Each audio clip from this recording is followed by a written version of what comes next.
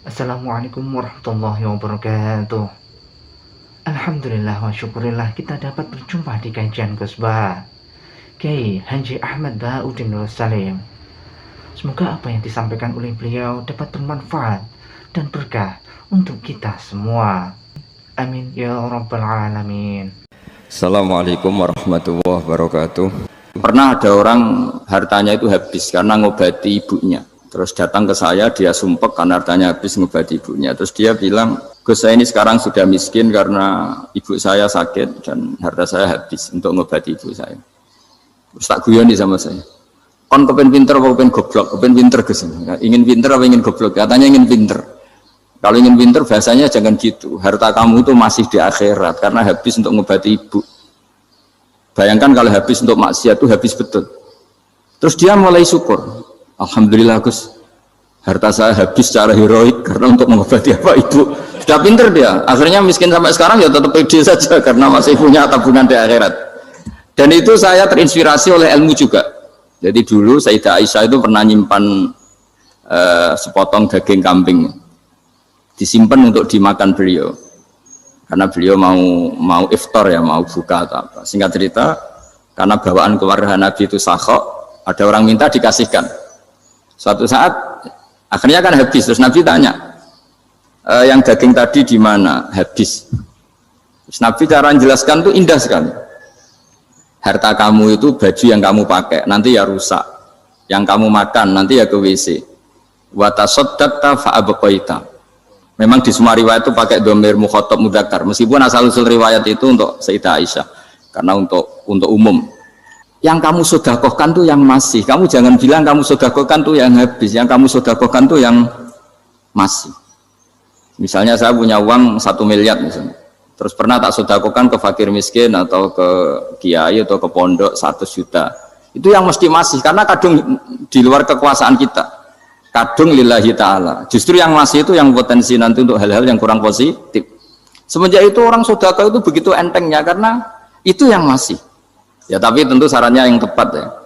Saya sekarang sering kampanye sedekah tepat karena misalnya sering saya itu didatangi orang kaya, sudah dapat gratisan gerutu itu geremeng. Nah ini kita sudah pakai buminya Allah itu gratis, pakai airnya ya gratis, pakai oksigen ya gratis, kok masih gerutu, itu sudah jadi hamba yang nggak bener itu. Dibayangkan kalau kita pakai oksigen bayar, pakai buminya bayar, pakai airnya bayar semua, kayaknya kita tidak mampu membayar dan kita sama Allah hanya disuruh ikrar, disuruh sujud. Pentingnya ilmu satu bahwa itu akan menjadikan satu perilaku.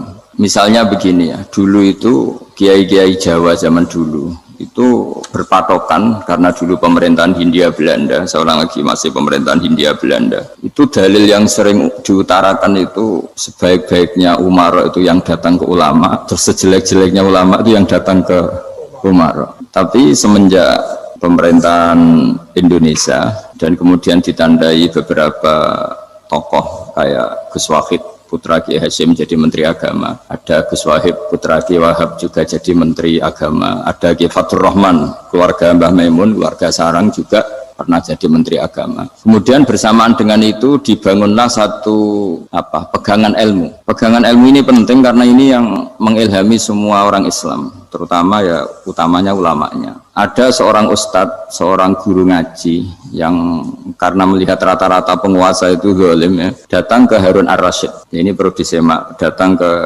Khalifatullah atau Amirul Mukminin Harun Ar-Rasyid. Karena beliau seorang raja tentu terduga lah atau ya umumnya atau gimana lah istilahnya. Itu ya rata-rata ya agak seenaknya namanya raja, namanya penguasa. Ini dalam pikiran ustadz itu tidak mesti dalam fakta. Kemudian si ustadz itu matur, ya Amirul Mukminin, inni nasihun lak famusyaddidun alaika fala tajidanna fi nafsika syai'an. Saya ini mau nasihati Anda, kemudian saya cara nasihati itu keras. Tolong jangan dimasukkan hati. Dia bilang famusyaddidun alaika. Saya nanti kalau nasihati itu keras sekali. Tolong dimaklumi karena ini penting karena Anda harus dinasihati secara keras. Tapi sebelum nasihat itu diutarakan, kata Harun Ar-Rasyid, karena beliau Bani Abbas dan beliau orang alim termasuk muridnya Imam Malik, kata Harun Ar-Rasyid, uskut, kamu diam Ustadz, Inna Allaha ta'ala arsala man huwa khairun minka ila man huwa syarrun minni wa ma'adzalika yaqulu Allahu ta'ala faqula lahu qawlan layyinan la'allahu yatadzakkaru aw yakhsha. Jadi ini sekaligus etika dan norma ya bagi semua dai di Indonesia dan semua kita. Wahai Ustadz, kamu diam. Allah Ta'ala itu ngutus orang yang lebih baik ketimbang kamu, yaitu Nabi Musa, ke orang yang lebih jelek ketimbang saya, yaitu ke Fir'aun. Itu saja harus pakai etika faqula lahu qawlan layyinan. Kamu harus ngomong yang halus. Jadi intinya ini Harun ar-Rasyid komplain. Kamu itu kalau jadi ustadz kok ngaji kira-kira gitu. Jadi betapa baiknya orang dulu memahami Quran. Jadi Quran itu dibaca, kemudian kita mungkin baca terus jadi cerita. Mungkin ada yang baca jadi perilaku, ada yang baca kemudian itu mengilhami, membentuk. Nah kira-kira itulah yang membentuk kiai-kiai alim di NU, di beberapa pesantren maupun orang-orang alim di luar NU. Asal apa ya, ngajinya dan bacanya seperti kita, pasti seperti itu. Karena cara berpikir tadi sudah. Jadi akhirnya si Ustadz tadi keluar dan minta maaf, anta a'lamu minni, ternyata engkau lebih alim ketimbang saya. Jadi kalimat famusyaddidun alika, saya akan keras cara memberi nasihat. Itu yang diket, yang dipotong, yang dibatalkan atau yang diralat oleh Khalifatullah Harun ar-Rasyid. Yaitu dikatakan Inna Allaha ta'ala arsala man huwa khairun minka ila man huwa syarrun minni. Yaitu Allah mengutus orang yang lebih baik ketimbang kamu, yaitu Nabi Musa, ke orang yang lebih jelek ketimbang saya, yaitu Fir'aun. Itu pun harus faqula lahu qawlan layyinan. Cara berdakwah harus dengan kata-kata yang halus, yang lembut, yang indah. Dan dengan kata-kata itu diharapkan la'allahu yatadzakkaru aw yakhsha. Semoga yang didakwai menjadi ingat. Sehingga dengan kemampuan ilmiah seperti ini menjadi pegangan bersama bahwa kita sebagai dai atau sebagai tetangga atau sebagai sama-sama warga Indonesia, bawaan kita memang harus faqula lahu qawlan layyinan la'allahu yatadzakkaru aw yakhsha. Kemudian dalam disiplin ilmu yang lain, halus itu tidak kuat. Angin itu ya halus, tapi kalau di manage itu jadi kekuatan yang dahsyat. Begitu juga air dan sebagainya. Sehingga tidak perlu khawatir terus kalau dakwah halus itu tidak punya efek yang signifikan. Tidak juga.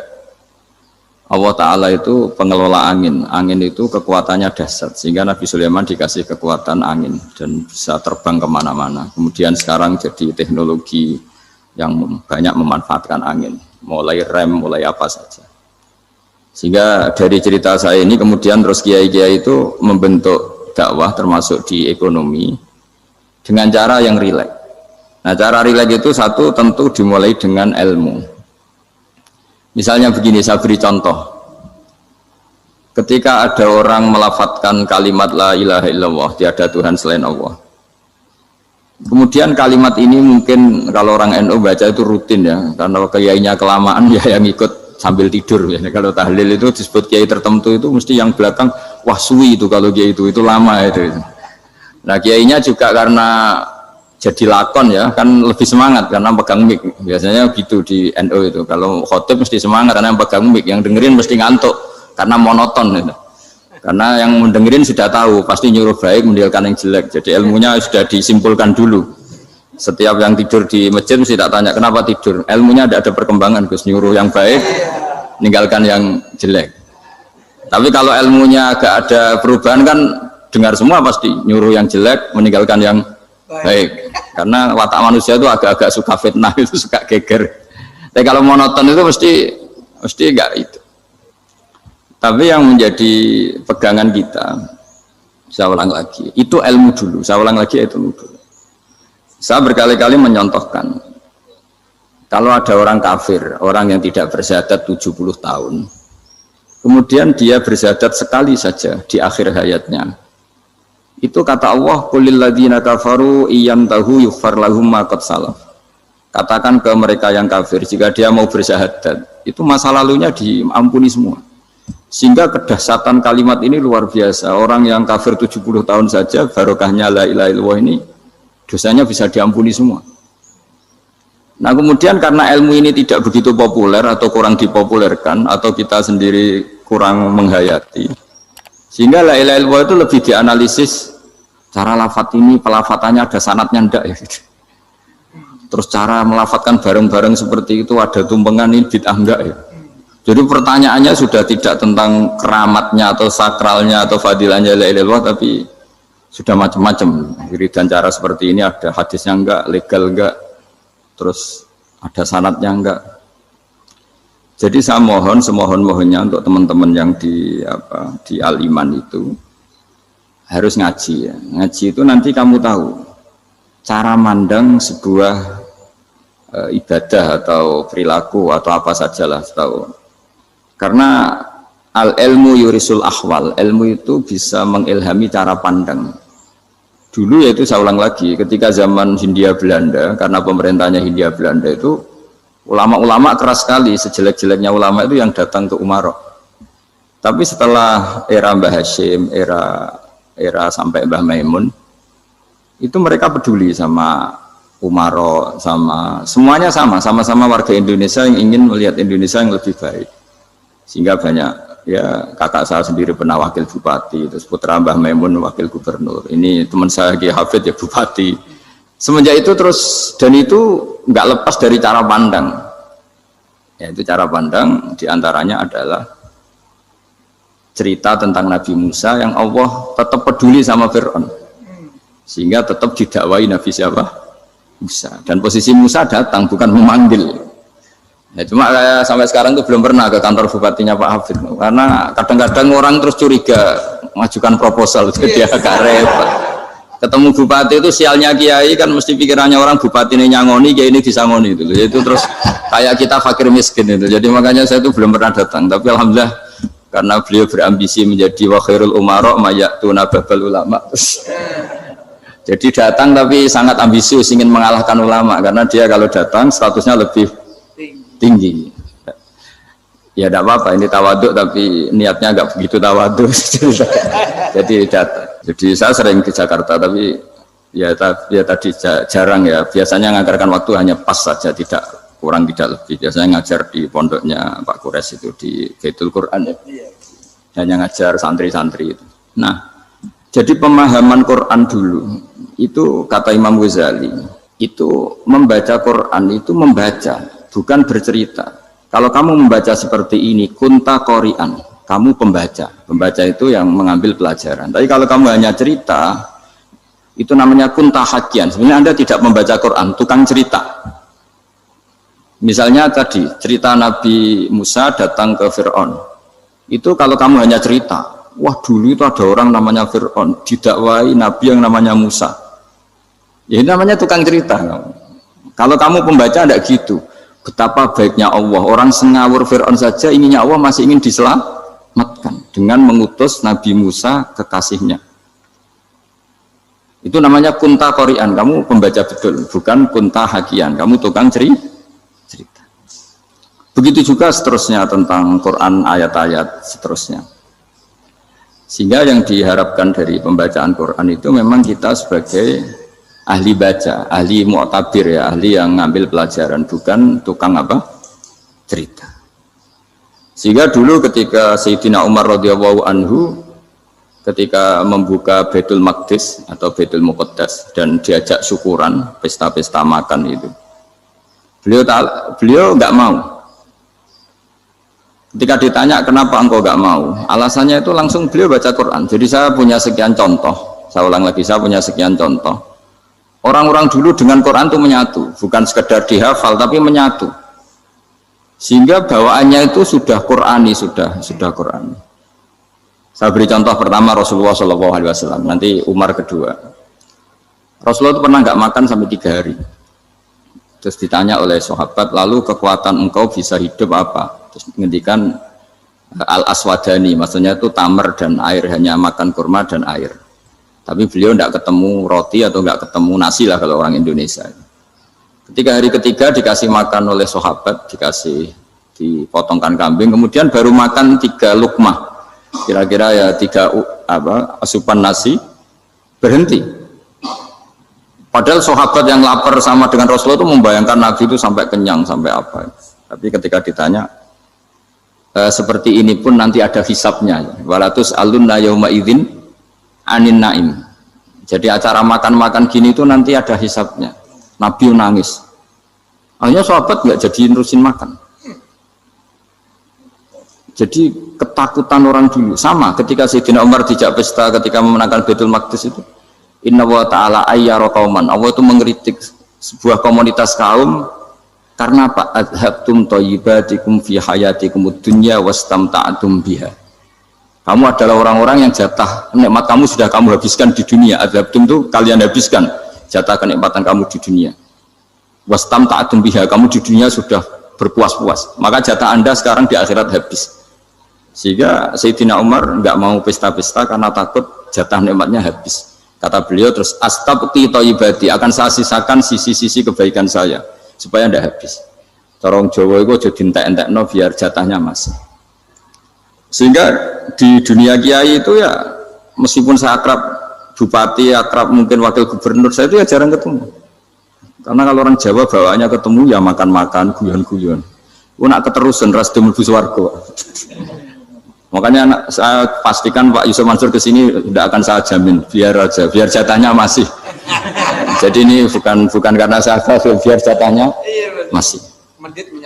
Ya, jadi itu ilmunya kiai. Nah, efek dari ilmu ini dahsyat. Kalau Anda berpikir tentang nasib Anda di akhirat, nanti bawaannya juga tidak akan mudah menyalahkan orang lain, tidak akan menghakimi orang lain karena sibuk dengan dirinya sendiri, tapi tidak dengan makna egois, tapi makna orang baik itu siapa? Orang yang sibuk dengan aib pada dirinya, dengan kekurangan pada dirinya, saking sibuknya mikir aibnya sendiri, tidak sempat mengoreksi aibnya orang lain. Itu awal ilmu. Ilmu itu tidak dimulai dari larangan. Kalau larangan karuan, tidak termasuk ahli surga orang yang suka mengadu domba, tidak termasuk orang baik yang cari kesalahan orang lain. Itu namanya pelarangan. Tapi ilmu itu di atas nahi, di atas pelarangan itu. Kamu punya kesadaran bahwa kamu itu yang penting selamat dulu, jangan memikirkan orang lain. Dengan makna bukan egois, tapi dengan makna supaya tidak menyalahkan apa? Orang lain. Nah, saya termasuk ya boleh dikatakan kiai lah, yang paling fanatik bahwa semuanya itu harus dimulai dari ilmu. Ya saya ulang lagi, dimulai dari ilmu.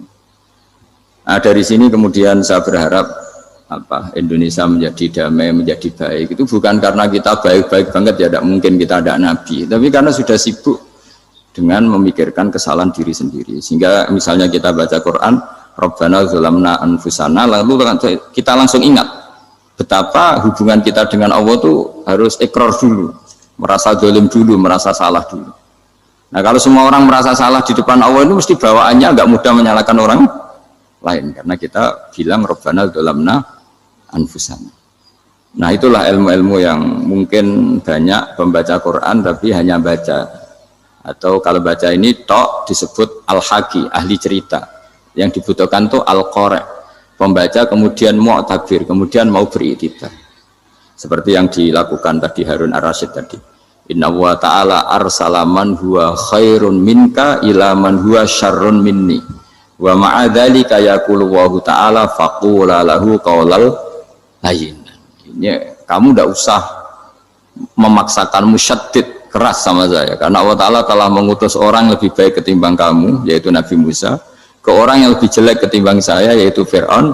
Itu saja harus beretika. Faqula lahu qaulal layyin la'allahu yatadzakkaru aw yakhsha.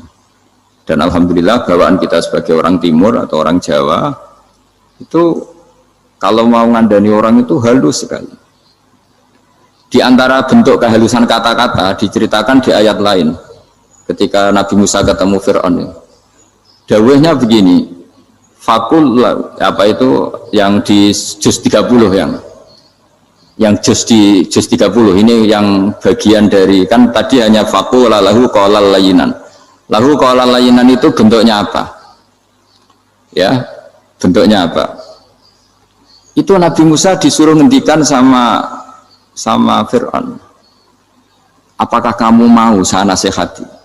Fakul halaka ila antazakka. Halaka itu pilihan, hal itu istifham, laka itu otoritatif.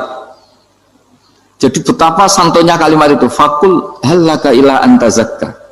Jadi kalau dimaknani model Pak Hafid, model saya ngaji di sarang itu halaka onoto iku kedue siro, berhak bagi kamu, berhak bagi anda, apakah anda berhak loh mendapat nasihat supaya anda jadi orang yang lebih baik.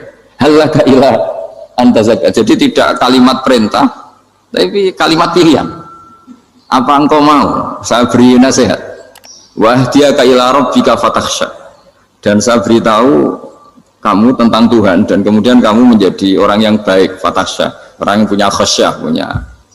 Jadi kayak apa kalimatnya itu? Napa jenengan kerso? Itu kalau orang Jogja, orang-orang daerah-daerah yang berada nyugui tamu itu kan ayo makan-makan, itu kan kayak tamunya itu kelaparan. Masa Pak Yusuf Mansur kelaparan? Tidak mungkin kan. Masa Ustadz terkenal kelaparan kan tidak mungkin itu. Monggo napa jenengan ngersakno.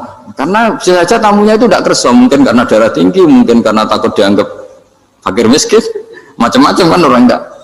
Itu kalimatnya itu halaka ila anta zakka. Kayak apa indahnya dakwah. Halaka ila anta zakka. Itu ada kata laka itu ya terserah jenengan mau enggak. Wa ahdiyaka ila rabbika fatakhsha. Nah, itu yang disebut membaca. Kunta qori'an la hakian. Anda benar-benar membaca Quran, bukan sekadar penceri. Nah, kemudian ini yang terakhir saya juga baru sebenarnya saya itu nggak pernah bilang sanggup itu, tapi Pak Ustadz Zakaria itu GR terus sampai tadi pagi itu saya belum tahu kalau ada acara ini. Ya karena saya kiai, jadi kalau kiai itu kan ingatnya sama Allah aja, kalau sama manusia tuh rontok-rontok lali gitu. Itu bukan memaksa, ya memang lupa. Sejauh mana sih pentingnya manusia kan tidak penting cara ilmu tasawuf itu. Tapi karena ini titipan Rasulullah SAW terus menjadi penting kan. Dititipi umat kayak jenengan itu yang ya sudah ngaji ngatur kiai ribet itu. Kiai ini biasa ngaji kan, kiainya yang ngatur, santri ini enggak. Pak Yai ngaji tanggal ini jam ini. Itu kan mengabaikan semua aktivitas kiai. Padahal jam ini mungkin saya punya jam, mungkin jalan-jalan atau ngaji atau mutolaah atau munajat. Gara-gara Pak Zakaria ini kan terus Mas Tamam ini yang provokasi. Harus ngaji di jam ini, tema ini. Saya itu kalau ngaji ditentukan tema itu, ini memang saya agak keras di bab ini. Itu kayak ibarat gini loh. Saya ini dokter, kemudian ada orang yang sakitnya itu jantung, terus bilang ke saya, Pak dokter sembuhkan kukul saya. Wong penyakit ekstrimnya itu jantung, kok bila disembuhkan apa? Kukul. Kan nggak penting, sembuh tidak sembuh, kukul itu kan nggak penting. Jerawat itu. Kiai itu tahu kesalahan paling fatal manusia itu akidah. Tapi kadang-kadang mintanya ilmu yang tidak akidah, yang nggak penting. Jadi kadang-kadang kiai itu ya digurui betul kalau di Indonesia. Misalnya ini tidak nyindir loh, memang marah betul loh kalau di bab-bab seperti ini. Tapi ini biar jadi ilmu masif, ilmu yang general. Saya ulang lagi ya, Anda jadi dokter, tahu pasien Anda ini penyakit jantung kronis atau sudah fatal lah sudah. Terus orang itu bilang, Pak Yai, itu Pak dokter, tolong obati kulit saya supaya tidak jerawatan. Kamu bilang ini orang aneh enggak? Aneh kan? Nah kiai juga gitu. Saya sering itu ada orang mau haji gitu, Gus doain saya jadi haji mabrur. Pernah belajar haji Pak? Dereng Mas. Mungkin enggak orang belum belajar nyupir terus kemudian minta didoain, Gus saya mau nyupir doain selamat. Nyupir aja enggak bisa kok minta doa selamat. Harusnya urutannya kan belajar dulu baru minta doa. Tapi kali ini aliman bener ngajaknya akidah dulu, ahli sunnah. Nah itu bener karena akidah itu hal yang prinsip memang harus. Kalau kebetulan enggak bener taruh visi betul. Untungnya kalau temanya bener. Jadi saya mohon ke seluruh orang-orang yang mau ngaji ke kiai itu tema itu biar yang milih kiai supaya tahu prioritas yang harus benahin. Jangan tema yang milih, jangan-jangan tema yang kita pilih itu tidak mendesak atau tidak penting. Ini bukan apa-apa, ini saking ingin baik saya ya, keinginan baik saya supaya dulu zaman sahabat ya gitu. Kalau ada pertanyaan salah sama Nabi dibenerin, cuma Nabi terlalu bijak, cara benerin tuh enak. Kalau saya karena tidak Nabi saja ya agak-agak kasar kan, kalau tidak Nabi tidak wajib bener terus, yang wajib bener terus itu Nabi. Saya beri contoh, ya. Nabi itu ngendikan tentang kiamat, kiamat itu dahsyat, mengerikan gini-gini. Kalau pikirannya orang kampung itu begini, Nabi ini aneh. Cerita kiamat dahsyat tapi nggak ada tanggalnya, ada tahunnya, harusnya ada dong biar kita bisa persiapan. Sehingga Nabi disomasi di tengah-tengah khutbah itu, ya Rasulullah mata sa'ah. Nah, karena ini orang Bedui, Nabi nggak dengerin, masih ulang lagi. Mata sa'ah ya Rasulullah. Ketika Nabi mengabaikan itu ada dua kelompok sahabat, yang satu bilang lam yasma, Nabi tidak dengar sehingga mengabaikan. Yang kedua bilang sami'a wa kariha, Nabi sebenarnya mendengar tapi tidak berkenan. Tapi diulang lagi ketiganya, ya Rasulullah mata sa'ah. Akhirnya Nabi jawab, mau tidak mau, karena kalau enggak ya namanya orang Bedui ngomong terus. Nabi balik tanya, ya karena cara berpikir dia kalau kiamat itu jelas kapannya kan bisa persiapan gitu. Paling enggak pas mau kiamat terus pas ngaji Quran, apa kan bisa persiapan itu. Akhirnya Nabi balik tanya, ma'atatalaha. Kalau kamu berani tanya kiamat, lalu persiapan kamu apa? Ya terus orang itu bilang masyhur itu, ma'atatulaha kabira sholatin wala siyamin wala kadza wa kadza walakinni uhibbuka. Saya sebenarnya tidak punya persiapan ya Rasulullah, cuma persiapan banyak puasa ya enggak, banyak sholat enggak, tapi saya mencintai engkau. Masyhur itu jadi hadis paling legenda, almar'u ma'aman ahabba, sebagian disebut anta ma'aman ahbabta. Ini kata semua sahabat yang di masjid. Si Bedui ini orang paling dibenci sahabat karena mengganggu Nabi saat khutbah, tapi akhirnya ini menjadi orang paling dicintai sahabat karena barokahnya itu hadis itu keluar secara terbuka, almar'u ma'aman ahabba. Sebagai riwayat yukhsyarul mar'u ma'aman ahabba. Nanti orang akan sowan sama Allah bersama orang yang mereka cintai. Itu sahabat-sahabat fama farihu ba'dal Islam farahahum biadal hadis. Mereka tidak pernah senang setelah masuk Islam sesenang hadis ini. Karena kita tidak perlu soleh-soleh banget, cukup nyintai orang apa? Soleh gitu. Makanya saya sekali bilang itu ya, kadang-kadang saya jadi orang alim itu ya rugi. Ruginya tadi. Misalnya untuk menjadi orang alim kan harus hafal Quran, ngaji Bukhari, Muslim, Ikhya. Ternyata pengumuman kedua orang nggak bisa apa-apa. Gelombang kedua para pecinta, waduh, itu kan repot ya.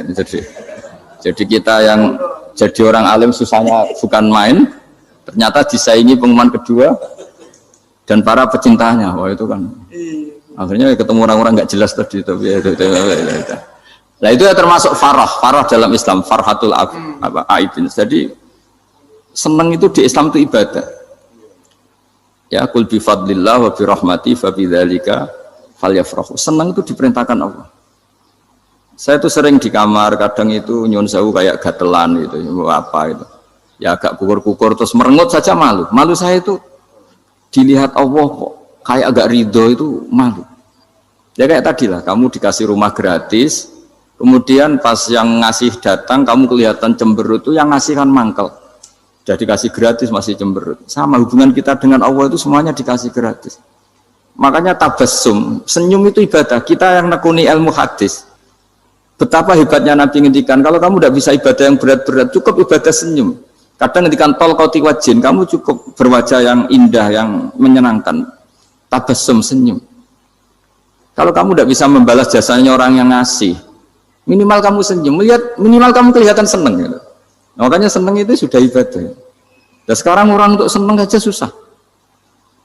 Karena bawaannya nuntut orang lain supaya kayak keinginan dia, bawaannya nuntut, ya ribet. Kalau gitu ya ribet. Makanya saya bilang al ilmu yurisul ahwal. Ilmu itu diperkuat. Nanti yurisul ahwal, ilmu itu akan membentuk Anda. Dulu beberapa raja itu ya mau luhur karena jadi raja. Punya apa saja, tapi punya penasihat ulama itu nasihat itu sederhana. Ada seorang raja tanya ke kiai, gimana dengan semua kerajaan saya? Wah, padahal dia punya apa saja. Jenengan miskin sekali, itu kerajaan seluas ini, kok bisa aja? Terus ditanya sama si ulama tadi, andaikan Anda di padang pasir, kemudian kalau tidak minum segelas air itu mati, apakah Anda akan membeli segelas air ini dengan semua kerajaan Anda? Oh iya, pasti apapun saya lakukan untuk mendapat satu gelas air. Terus la tafrah bimulkin la yusawi syarbatama'in. Kamu jangan bangga dengan kerajaan yang nilainya itu enggak sebanding dengan segelas apa? Air. Akhirnya raja itu mikir, saya tidak jadi raja bisa hidup. Tapi kalau enggak minum air, mati. Berarti penting satu gelas air. Akhirnya lama-kelamaan ini anggap kerajaan itu biasa, ternyata nggak sepenting segelas air. Ya seperti kita lah, misalnya orang nggak punya alpat itu nggak malu, tapi kalau nggak punya celana itu malu. Kamu mau punya alpat tapi nggak punya celana, kan nggak mau. Yaitu ilmu itu yurisul akhwal, ilmu akan melahirkan satu perilaku. Jadi kalau ilmu Anda mantap, pasti syukurnya juga mantap gitu. Ya makanya saya termasuk kiai yang selalu mendorong pentingnya ilmu. Bahkan kata Sufyan Ats-Tsauri ngendikan saking pentingnya ilmu ada kata fa'lam annahu la ilaha illallah, dimulai kata fa'lam. Dan saking pentingnya ilmu itu setiap nabi itu status permanennya itu hanya satu, mengajar. Rabbana wab'ats fihim rasulam minhum yatlu 'alaihim ayatik, membacakan ayat-ayat Allah sampai wa yu'allimuhumul kitab, mengajarkan kitab wal hikmah. Bahkan Allah sendiri wasofa dzatahul 'aliyah bi annahu al-muallim, yaitu Allah ngendikan Ar-Rahmanu 'allamal Qur'an. Jadi betapa hebatnya pengajar. Allah sendiri mensifati dirinya itu Ar-Rahmanu 'allamal Qur'an. Allah itu Maha Rahman yang mengajarkan Quran.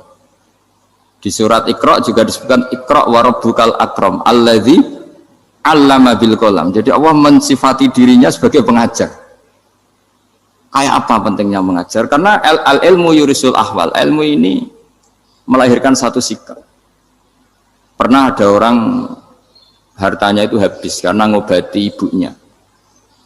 Terus datang ke saya, dia sumpek karena hartanya habis ngobati ibunya. Terus dia bilang, Gus, saya ini sekarang sudah miskin karena ibu saya sakit dan harta saya habis untuk ngobati ibu saya. Terus tak guyoni sama saya. Kon kepen pinter apa kepen goblok? Kepen pinter Gus. Ingin pinter apa ingin goblok? Katanya ingin pinter.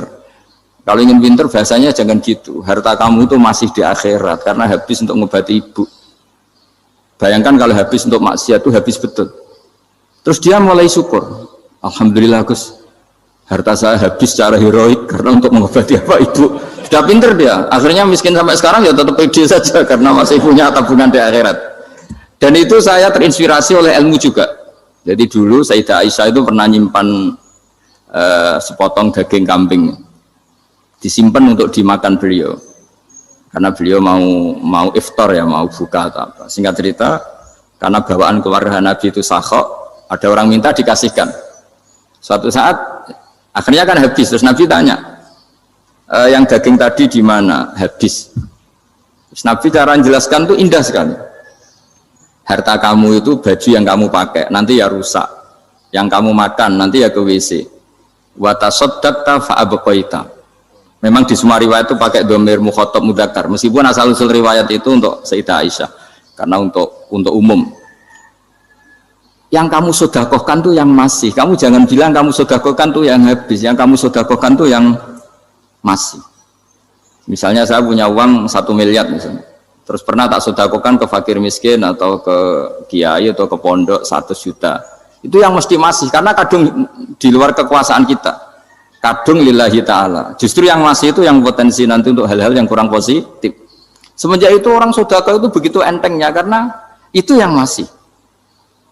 Ya tapi tentu sarannya yang tepat ya. Saya sekarang sering kampanye sedekah tepat karena misalnya sering saya itu didatangi orang kaya. Gus, saya ini punya uang banyak, ingin punya masjid biar dipakai orang Jumatan. Terus saya bilang, kamu ingin jadi orang baik betul apa baik versi Anda? Baik betul Gus. Tak ajarin mau, gak tersinggung, mau Gus. Kalau Anda bikin masjid di kampung Anda, masjid terbaik di dunia sekalipun, yang bingung saya ahli fikih. Kok bisa?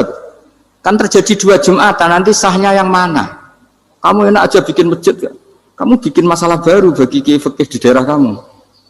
Belum nanti orang terus migrasi ke masjid Anda karena lebih baik, koriknya lebih baik. Kamu membunuh masjid yang lebih tua, itu nggak sopan sekali, masjid itu sudah lebih tua kamu. Akhirnya mikir, nggak usah Gus kalau gitu, sedekah apa saja yang penting perintah dengan gimana. Ya sudah. Jadi sedekah itu juga harus dibina supaya kalau orang kan bisa saja kan uang 100 juta itu untuk fakir miskin manfaat, ternyata untuk masjid yang sifatnya aksesoris, untuk lampu yang kristal yang mahal-mahal bukan yang pokok. Itu pentingnya ngaji ya. Jadi lagi-lagi al-ilmu yurisul ahwal. Ilmu itu melahirkan satu sikap. Jadi ketika ada masjid baru, kalau orang nggak bisa ngaji fikih, wow ada masjid baru, masjid banyak. Tapi kalau yang ngaji fikih ngerti ini malah ada masalah baru karena ada ta'addud Jumatan. Gimana hukumnya 2 Jumatan dalam kondisi yang tidak mendesak. Makanya sekarang saya baru kampanye itu. Dulu itu kalau ada masjid banyak itu kan faktornya beda ormas, beda pemahaman atau agak jauh, masih hukum sosial atau bawaan kondisi. Misalnya di dekat UGM itu ada masjid kampung pertama, bawaan masjid karena ada kantor besar atau bawaan ada pabrik besar atau ada sekolahan besar. Tapi sekarang itu ada pertanyaan baru, ada masjid baru karena ada orang kaya ingin bikin masjid, itu gimana itu hukum? Nah, tapi kalau orang nggak nekuni fikih itu ya langsung wah bagus untuk bangun masjid. Bagus piye gini sing kangelan memfikihkan tadi. Lah itu ilmu. Jadi kalau yang tidak nekuni fikih itu ya tidak tersiksa, tapi yang nekuni fikih itu pasti tersiksa karena seperti itu tadi. Ya jadi saya mohon di antara cara kita dakwah secara damai itu dimulai dari Robbana Zolamna Anfusana, itu dipakai Nabi, di redaksinya diganti dengan makna supaya kita per individu matur Allah apa ini zolam tu nafsi zulman kabiron kafiron. Nah bawaannya orang mengaku dolim, mengaku salah itu kan sudah tidak sempat mikir salahnya orang apa lain, dan dari sini kemudian dia jadi orang yang tawadhu, yang ubudiyah, yang macam-macam, sehingga Nabi ini bukan dianggap ya, pasti penjelas terbaik. Terus Allah meredaksikan wa ma tuqaddimu li anfusikum min khairin tajiduhu indallah, apa saja kebaikan yang kamu sudah berikan untuk Allah sampai akhirat itu ya pasti kamu temukan di akhirat. Terus yang terakhir saya beri contoh orang peminta-minta, sa'il. Itu Sayyid Ali Zainal Abidin kalau ada orang minta-minta terus dikasih, misalnya dikasih ya 100.000 atau 50.000 atau 10.000 sesuai kemampuan yang memberi, itu marhaban biman hamala zadi ilal akhirah, saya terima kasih ya gara-gara kamu minta uang saya jelas sudah sampai akhirat. Coba kalau di rumah bisa saja untuk hal yang tidak positif. Jadi bawaannya itu cara pandang itu rubah. Jadi sebenarnya kalau kita ngasih uang di masjid, ngasih kiai atau ngasih fakir miskin, ya uang itu yang masih, bukan yang habis. Itu watasodak kata fa'abqaita, yang kamu berikan tuh hakikatnya yang masih. Karena sudah ada kamu otak-atik lagi, makanya disebut wakaf. Sebenarnya wakaf itu dulu secara makna lughat, saya ulangi secara lughat, maknanya itu sudah berhenti. Wakafun maknanya berhenti. Nah sodako itu dari kata sodako maknanya benar. Orang yang sering sodako berarti imannya benar. Orang yang uang sudah diberikan berarti dia sudah terputus, wakaf berhenti dari hubungannya dengan dia.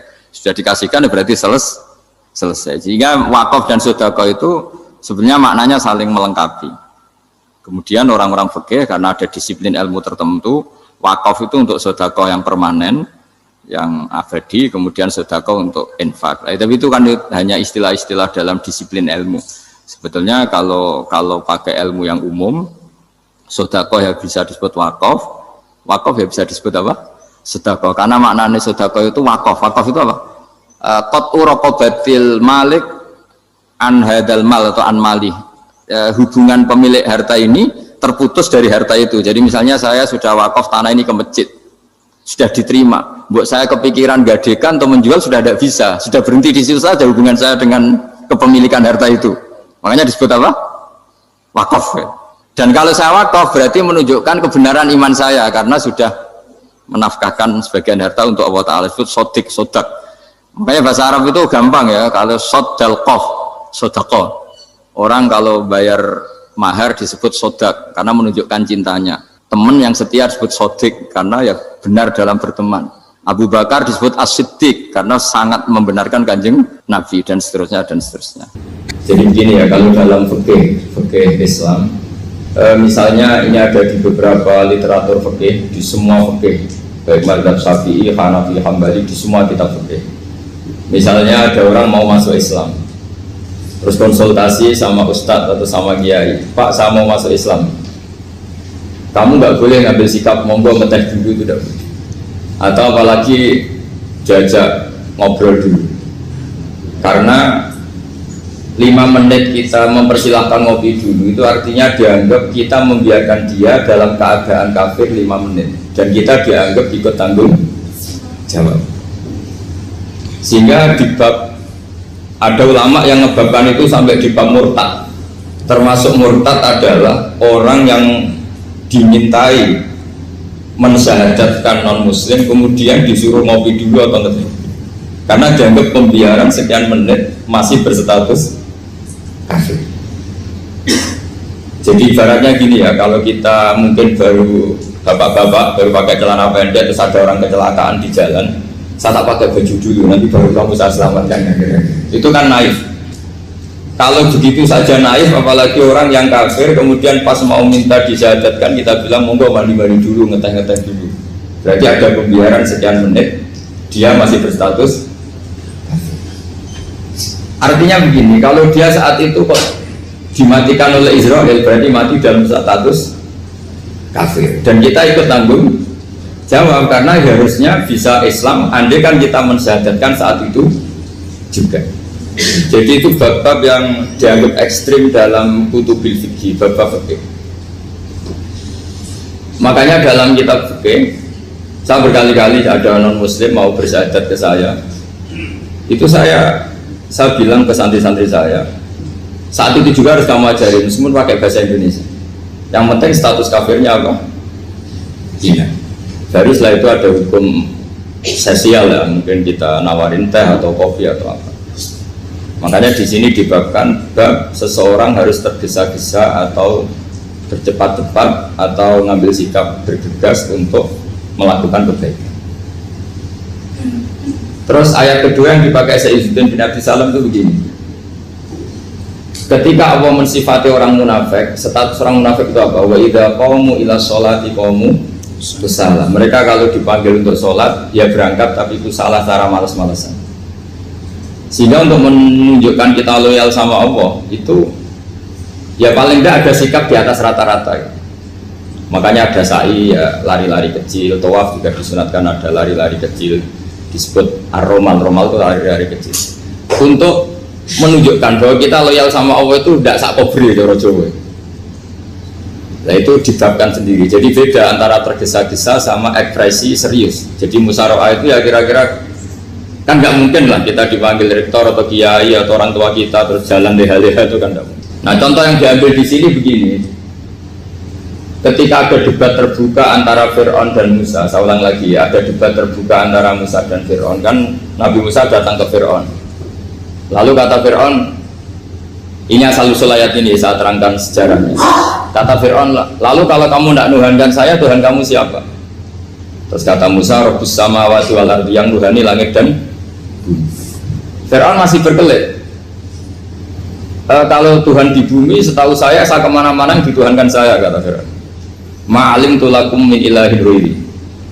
Terus Nabi Musa masih ngendikan, ya sudah Tuhan yang nuhani langit. Terus Fir'aun manggil Haman. Haman itu arsitekturnya Fir'aun. Ya Haman ibnili sorhal ali abduhul asbab samawati fa'attaliya ila ilahi Musa. Haman bangunkan kami piramida yang tinggi, saya ingin melihat Tuhannya Musa. Musa akhirnya mikir, karena kalaupun Fir'aun bisa naik ke langit tetap tidak bisa melihat Tuhan. Kita tahu Tuhan nggak bisa dilihat, kita yang mukmin aja tidak lihat, apalagi Fir'aun rivalnya kan? Akhirnya Musa ganti argumentasi, yaitu argumentasinya Musa, Rabbukum wa Rabbu abaikumul awwalin. Ini perlu diingat dan perlu saya sampaikan, yang nuhani kamu dan yang menuhani leluhur kamu.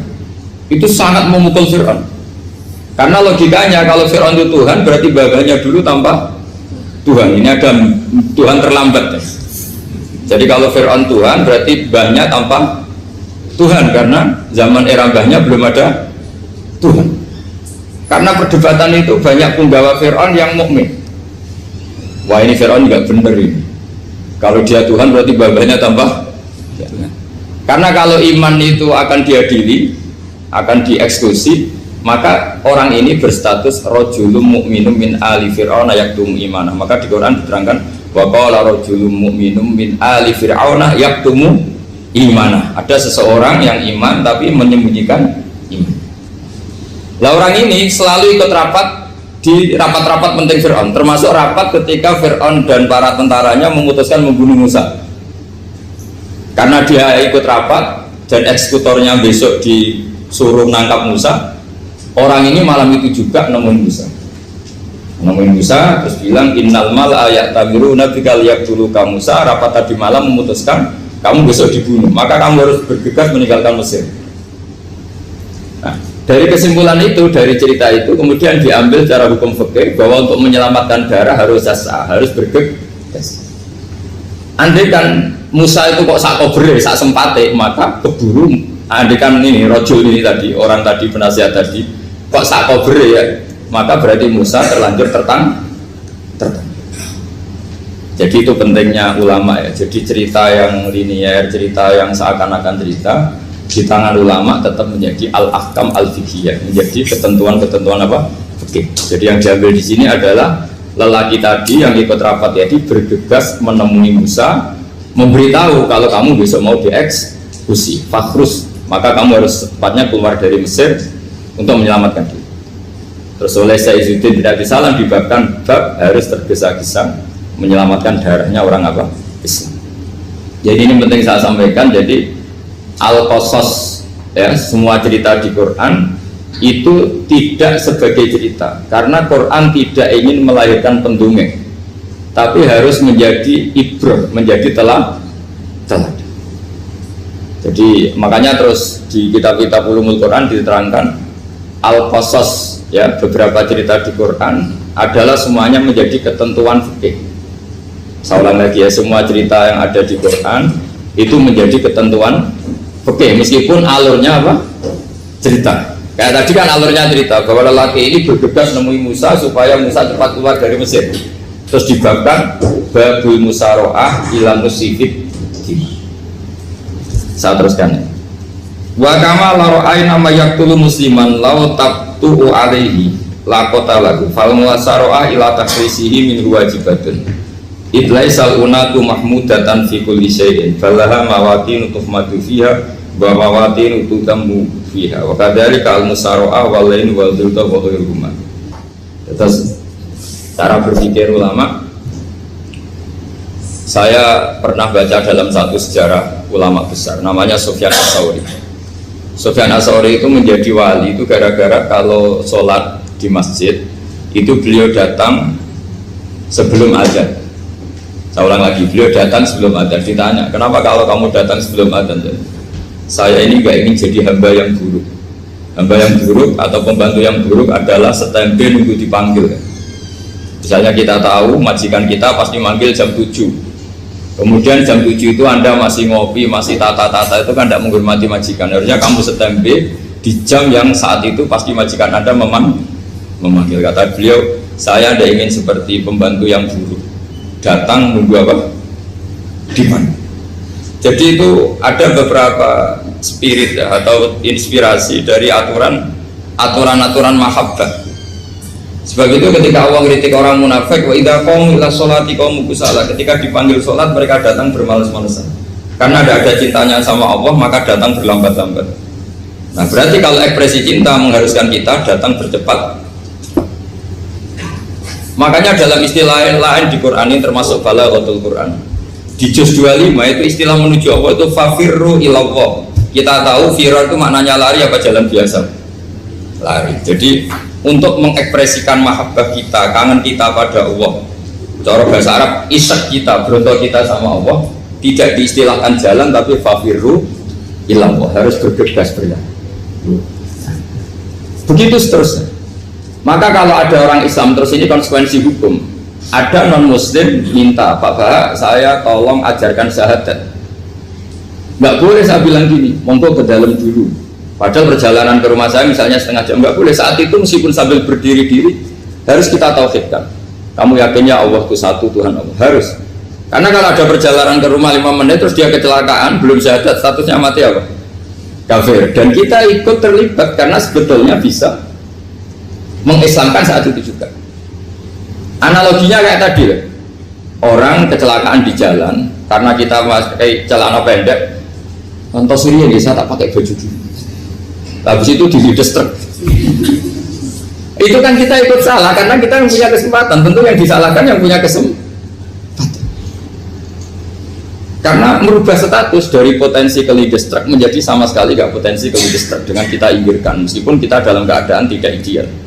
Sama, orang kafir yang mau masuk Islam itu umumnya kiai-kiai kan kadang sebagian disuruh mandi dulu, itu salah sebetulnya. Itu salah sekali, sangat salah. Apalagi nunggu seremonial di masjid, nunggal tokoh-tokoh, itu bujutnya salah. Itu gak cuma salah, bujutnya salah. Jadi salah yang akut, itu salah besar. Kalau seremonial monggo, tapi kalau mengislamkannya harus saat itu. Apalagi seremonial seminggu lagi nunggu tokoh terkenal, nunggu disyuting dulu, wah itu perilaku so, itu bukan mengislamkan itu. Makanya kita kadang itu, kita yang sebagai peneliti fikih itu kadang itu enggak serg gitu. Masa mau Islam nunggu di masjid dulu, di syuting dan tokoh-tokoh itu salah. Itu sama dia kamu lihat orang kecelakaan mau menyelamatkan, ini ada wartawan enggak ya? Minta di syuting dulu sedang mati. Jadi kita normal saja dalam Islam, sesuatu yang mendesak, yang emergensi ya perlakuannya harus cepat.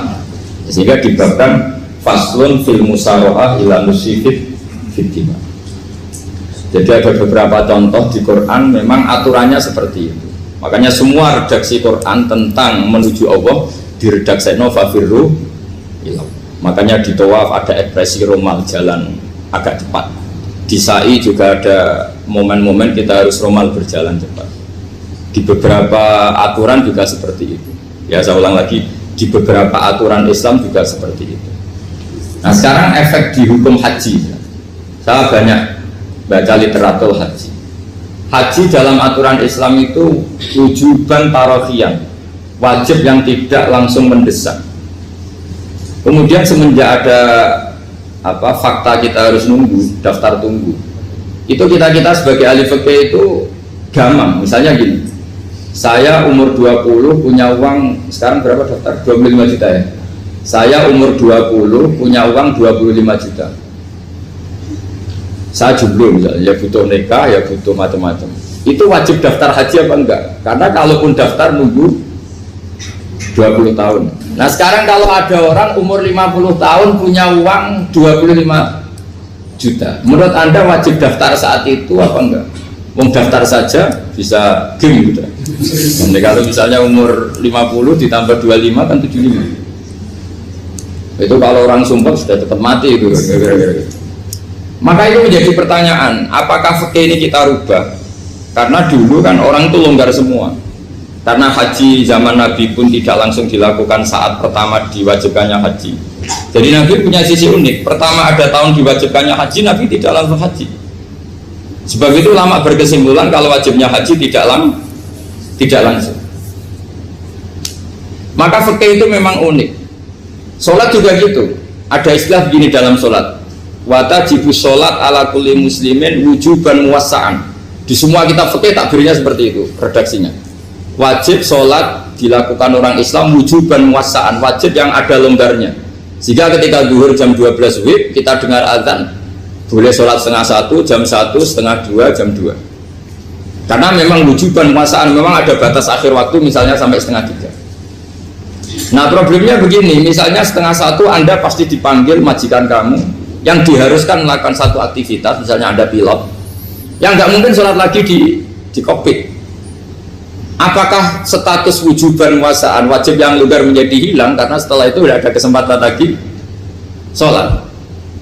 Apa tetap kita sebagai ahli Islam yang agak balelo tapi alim, misalnya ya sudah tetap jadi pilot, nanti kan ada aturannya sendiri, ada rukhsahnya sendiri, ada kemurahan sendiri kita sudah jadi pilot. Misalnya sholat tanpa harus menghadap kiblat, sholat yang tetap di perjalanan. Kira-kira Anda kalau jadi ahli fikih milih mana? Milih harus sholat di depan apa tetap memberi kelonggaran? Gak apa-apa sholat sambil apa? Nyuper sambil pilotin apa pesawat. Anda milih mana? Karena kalau konstitusi ilmu itu memang harus ada, dengan tanda kutip ya, memang harus ada nakalnya. Kalau nggak nakal malah gak sah. Memang unik ilmu itu. Karena ilmu itu kalau dipaksakan lurus terus, itu nanti malah bengkok karena menghilangkan rukhsahnya Allah, kemurahan Allah. Tapi kalau dipaksakan rukhsah terus, murah terus, nanti dianggap menyepelekan hukumnya Allah. Maka kita yang ahli fikih itu pusing. Misalnya saya sering ditanya, Gus saya ini supir bis, kan musafir terus, berarti saya boleh nggak puasa terus panjang Ramadan? Coba kalau ada jadi ahli fikih mesti bingung. Mau boleh, ya boleh terus supaya orang nggak peduli sama Ramadan. Mau mengatakan wajib puasa, kayak nggak peduli dengan kemurahan Allah yang membolehkan musafir tidak puasa. Coba loh, Anda jangan jadi ekstremis yang misalnya bantah kok protes dong, ini kan. Jadi memang mengkaji ilmu itu ya, makanya dengan tanda kutip itu harus ada nakal, tapi nakal yang baik, bukan nakal. Nakal itu kalau bahasa Jawa itu kan tidak harus dosa, seperti anak kecil menek-menek itu, tuh bocah kok nakal, padahal anak kecil menek itu haram dah. Enggak kan? Malah orang tuanya yang bentak itu yang haram. Yang nakal betul ya ibunya yang bentak cerewet itu, karena ibunya orang yang sudah mukallaf, sudah tua, salah langkah yaitu Kalau anaknya naik meja itu ya sebenarnya bahasanya tidak nakal, lucu. Oh jebule pinter coba iso munggah meja, harusnya diapresiasi. Tapi rata-rata itu semua akal mecah gelas. Coba. Malah boe malah mecah tabungan. Bapaknya marah tukang nguras tabungan. Sebetulnya senakal-nakalnya anak kecil itu nakal orang tuanya, itu pasti. Karena ini sudah kena kitab, sementara anak-anak belum kena. Saya pernah punya tamu, karena di tradisi Kiai itu sering punya tamu. Bapak ibunya itu kultus sama Kiai, bentak anaknya disuruh salim sama saya. Anak kecil kan nggak mau jalan-jalan terus, marah. Tak marah orang tuanya tak marahin. Yang dosa itu kamu bentak anaknya. Kalau anak kecil itu kena diskon rufi al-qalamu ansalasin, di antara aturan Islam apa? Tidak ada keharusan bagi 3 orang. 1 anak kecil sampai balik, 2 orang tidur sampai bangun, 3 orang gila. Artinya anak kamu itu tidak kena kitab untuk sopan sama saya. Kamu yang kena kitab baru sopan sama anak-anak. Dan ini ada Jawa itu kadang keliru. Jadi orang tua itu marah-marah memaksakan anaknya sopan. Padahal Allah memberi diskon anak kecil itu belum wajib sopan. Gak apa-apa ada tamu naik-naik asal masih anak kecil. Makanya Rasulullah ketika beliau sholat sujud itu Hasan Husain itu naik. Cara Jawa Nabi itu 3 tumpahan. Semua riwayat mengatakan Nabi itu diam saja, gak berani ngangkat. Sampai sahabat itu ada yang ngomong, ini Nabi sujud lama sekali, ada apa? Jadi kita punya riwayat itu ya baru kayak sahabat yang agak nakal. Semuanya itu sujud, tapi bareng di atas rata-rata ada sahabat yang belakang ngomong, siapa tuh ini sujudnya kok lama? Barokahnya itu ditemukan riwayat, oh ono putune. Karena Hasan itu naik di atas punggungnya apa? Nabi itu andai ada yang ngomong, riwayat ini tidak ditemukan. Barokahnya ada yang mongok itu mungkin kalau sekarang mungkin semua masjid mongok karena orang sekarang jarang yang khusyuk. Kalau dulu hanya 1 yang di belakang. Setelah itu Nabi memberi penjelasan, saya tadi sebetulnya harus mengakhiri sujud saya sesuai aturan umum, tapi ada cucu saya tak biarkan sampai dia puas naik punggung saya sehingga dia turun baru saya naik. Filosofinya apa? Begini, anak kecil 1 tidak kena kitab, 2 jangan sampai sholat itu jadi problem. Kalau Nabi nyentak Hasan, membentak putu ono bae sholat kok diganggu, maka sholat menjadi trauma. Gara-gara sholat bahasa bentak saya, lama-lama anak ini trauma dengan sholat karena dianggap problem. Makanya saya termasuk kiai nggak berpendapat anak kecil nggak boleh di masjid. Sering kan anak kecil di masjid wajah khutbah rame, saya termasuk setuju tetap boleh. Kalau dibentak di masjid maka dia trauma dengan masjid. Bangsa ke masjid dibentak.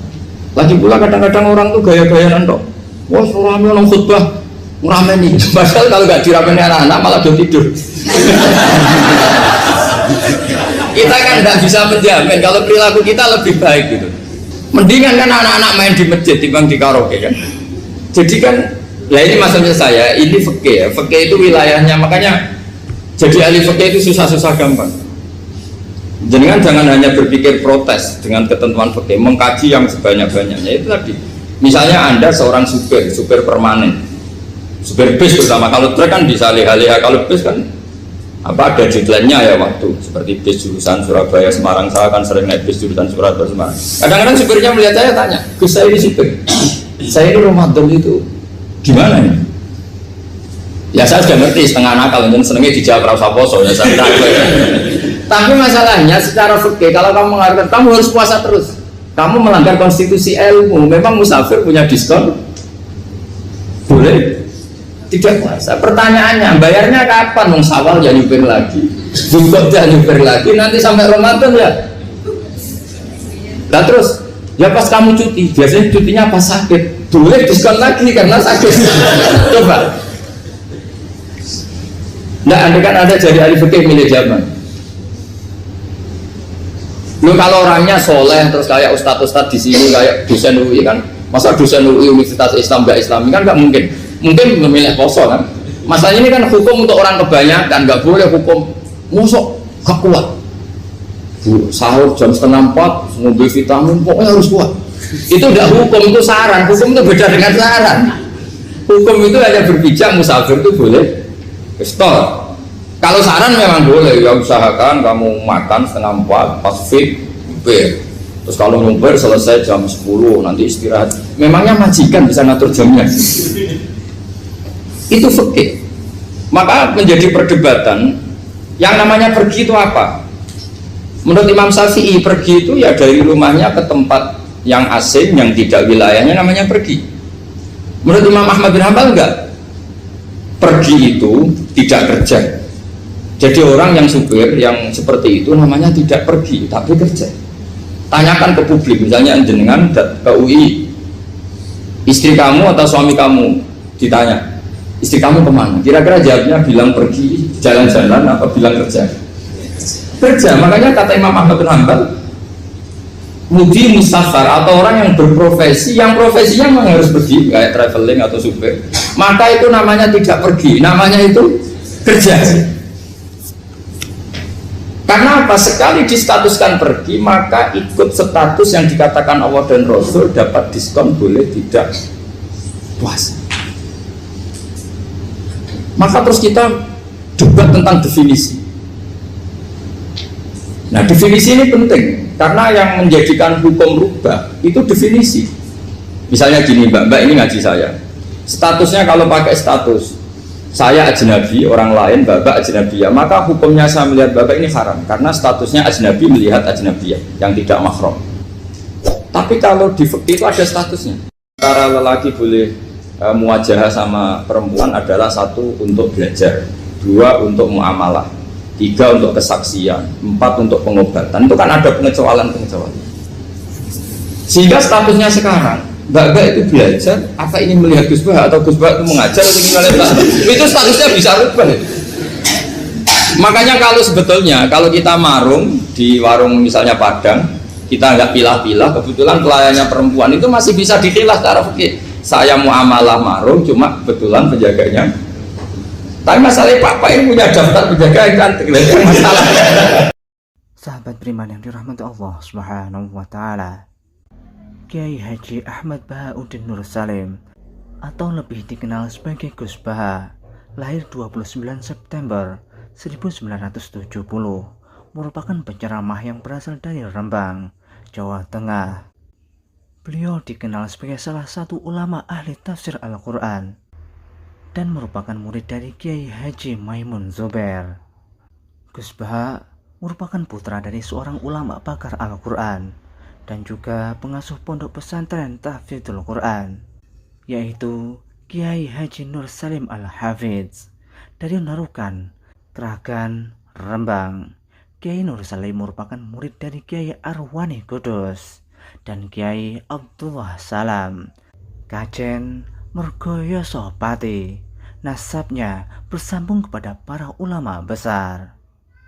Bersama Kiai Haji Hamim Zazuli Gusmi, Gus Bah mulai gerakan Cantiko, jamaah anti koler, yang menyelenggarakan kajian Al-Quran secara keliling.